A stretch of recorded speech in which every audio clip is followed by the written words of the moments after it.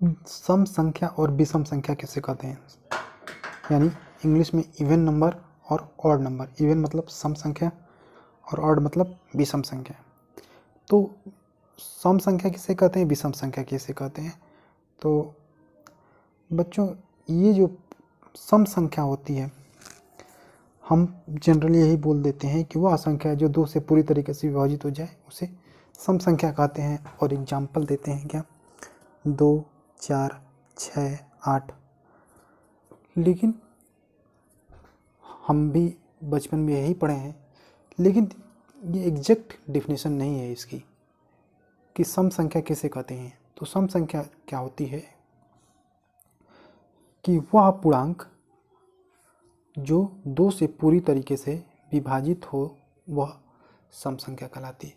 तो पूर्णांक आप लोग जानते होंगे पूर्णांक क्या होता है। तो पूर्णांक जो होता है, जैसे ये अगर नंबर लाइन है, यहाँ पे 0 है, इधर +1 2 3 इनफाइनाइट तक, इधर -1 -2 -3, ये क्या होते हैं, यह पूर्णांक होता है जिसमें प्लस वाली संख्या और माइनस वाली संख्या है, 0 भी होता है उसमें।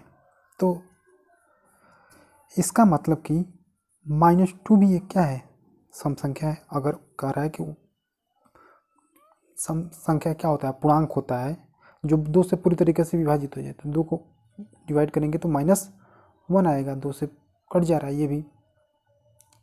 इसका मतलब कि -2 भी क्या है, एक सम संख्या है, -4 भी एक सम संख्या है, -6 भी एक सम संख्या है, -8 भी एक सम संख्या है।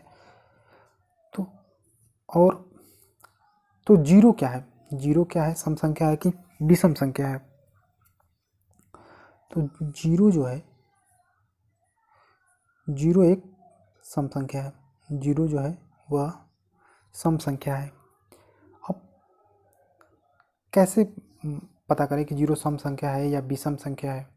तो देखिए, जब सम संख्या को सम संख्या में ऐड करते हैं तो क्या आता है, सम संख्या आता है, जैसे 2 को 2 से ऐड किया 4 आया, चाहे 2 + 6 ऐड किया तो 8 है, ये भी सम संख्या है। यानी किसी भी 2 सम संख्याओं को जब जोड़ेंगे तो हमेशा क्या आता है, सम संख्या आता है। तो अब देखिए, मान लिया 6 है, 6 और यह 0 जोड़ने पे क्या आएगा, 6 आएगा। तो देखिए, इसका मतलब यहाँ से क्लियर है कि 0 क्या है, यह सम संख्या है। तभी 2 सम संख्याओं को जोड़ने के बाद क्या आ रहा है, सम संख्या आ रहा है। ठीक, तो डिफिनीशन एक बार और अच्छे से समझ लीजिए कि वह पूर्णांक, पूर्णांक जान गए हैं आप लोग, प्लस वाले संख्या, माइनस वाले संख्या और 0 सभी जो होते हैं वह पूर्णांक आते हैं।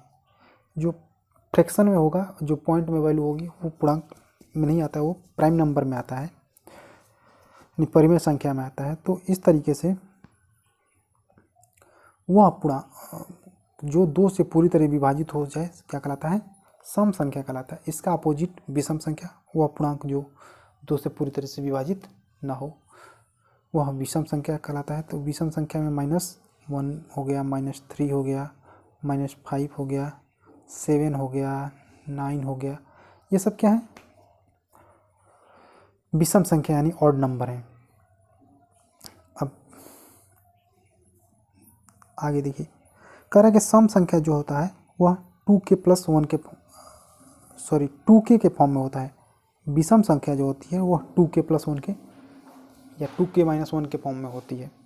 सम संख्या जो होता है 2k के फॉर्म में होता है, जहाँ k क्या है, एक पूर्णांक है, k जो है पूर्णांक होता है। ठीक है, तो k की वैल्यू कुछ भी हो सकती है, 1 2 3 -1 -2। ठीक, देखिए जैसे 2k है तो k की जगह पे अगर हम -3 रखते हैं, 2 × -3 -6। ठीक, तो यह क्या है, यह भी एक सम संख्या है, -6।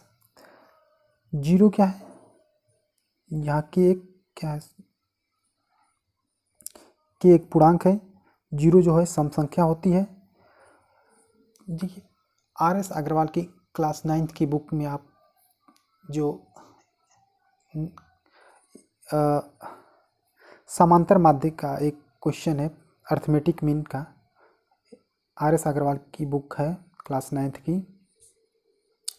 उसमें आप प्रश्न देखेंगे तो पूछा है कि find the arithmetic mean of first 5 even number. तो दोस्तों फर्स्ट 5 इवन नंबर आप कैसे निकाल सकते हैं? आप किसको फर्स्ट 5 मानेंगे? क्योंकि ये -8 है, इधर फिर -10 है, माइनस इस तरह तो ये पीछे जाता जाएगा। और क्या तो आप फर्स्ट 5 इवन नंबर निकाल ही नहीं सकते कि कौन होंगे। अगर यही क्वेश्चन कि ऐसे दिया होता कि फाइंड